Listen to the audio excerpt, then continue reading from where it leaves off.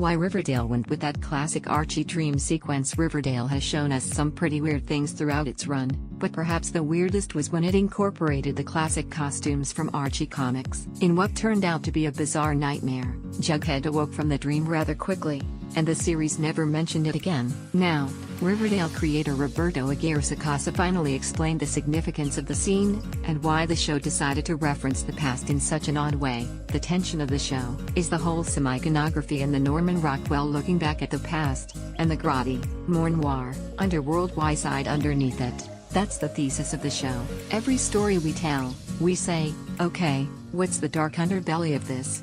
That dream, which on the one hand is idealized, imperfect and not a hair out of place, but then there's FP, just out of frame, down on his luck. There's Archie with a knife in his back.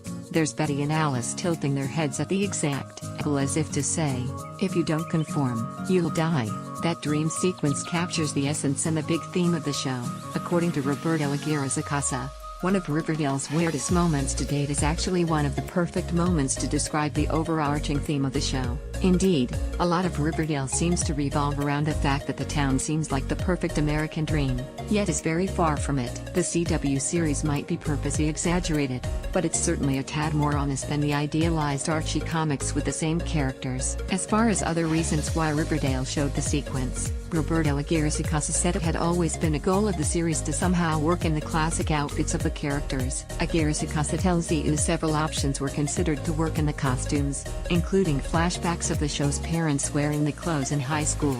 Eventually, writer Aaron Allen presented a script that Aguirre-Sacasa saw had a very Leave It to Beaver-type dream sequence, and the pieces fell into place. The team got to work transforming the scene to fit their vision of classic Archie, and the sequence of what was shown on TV was officially created. While the sequence itself was very dark and twisted, the Riverdale team was very psyched to finally find a way to incorporate old-school Archie. The costumes for the sequence were straight ripped from the comics in terms of Archie and Jughead, and the team took a little creative freedom when it came to Betty and Veronica. That wasn't due to the fact they wanted to take creative liberties, but because Betty and Veronica frequently switched outfits in the comics.